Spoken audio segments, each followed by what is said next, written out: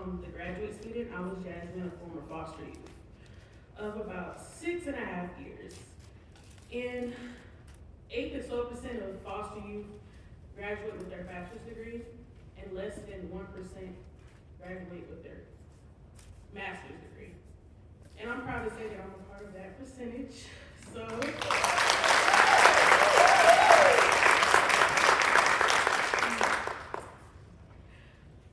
my population of interest that I will be speaking about today is transition age foster youth, which is youth aging out of the foster care system. Transition age youth are young people who are preparing to age out of the foster care system at ages between 18 and 21. And I aged out of foster care at 21. And I aged out my junior year of college, so I hate to say it, but like I was just dumped. Honestly, like with I was dumped with not much support, not much community support, not anybody I can call on to, no financial support. I was just there, homeless, nowhere to go, and I'm in the middle of getting my bachelor's degree. I don't know a lot of people who would, if they don't have their basic needs, of course, just to go back to my Maslow hierarchy of needs, I don't think education is first. But I decided to push through with the little that I did have, and with the little support I did have. That same year when I aged out of foster care, I met some staff from the University of South Carolina, and one of them are here today, Dr. Annie Gowdy, and I was introduced to YEA, Youth Engagement Advocates, and that's an organization, that has youth, foster youth advocating for what they want to see in South Carolina, what they want to see happen. And I was so grateful to be able to join that community. And that was the first time, back in 2023, I felt a sense of community. And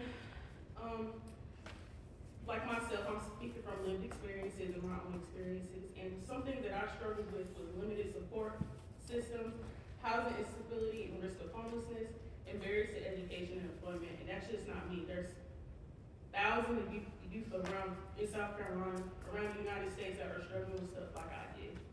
And I always tell people, I never wanted to go to college when I was in high school, y'all, believe it or not. But coming into the foster care system, I just seen so many barriers, so many issues that were happening, so many barriers that were in youth like mine's way of getting to things like education and employment, transportation, housing, etc. So again, I tell people I didn't go to college just for me. I went to college for youth like me, who came before me and who came after me. Ones who didn't have the voice to speak, ones who wasn't given a platform to speak. So I'm just grateful for that. And these challenges can make the transition into adulthood very difficult. Again, like I stated, I aged out of foster care when I was in the middle of college, like had 1 more year left to go. I didn't know where I was going to sleep at for my break, because I aged out August. You get out of break in December for winter. A whole month and a half, I didn't know where I was going to go. And in my mind, I'm like, why should I go back to college? I don't have anything. I don't have my basic needs. But I still kept in the back of my mind, you're not doing this for you, just you. You're doing this for everyone. So that's why I came to that's my special population that I came to have, but came to speak with you all today. Interest in supporting vulnerable populations, navigating complicated systems, the importance of assuring young people have support as they transition into adulthood, and desire to advocate for resources and opportunities for youth aged out of foster care.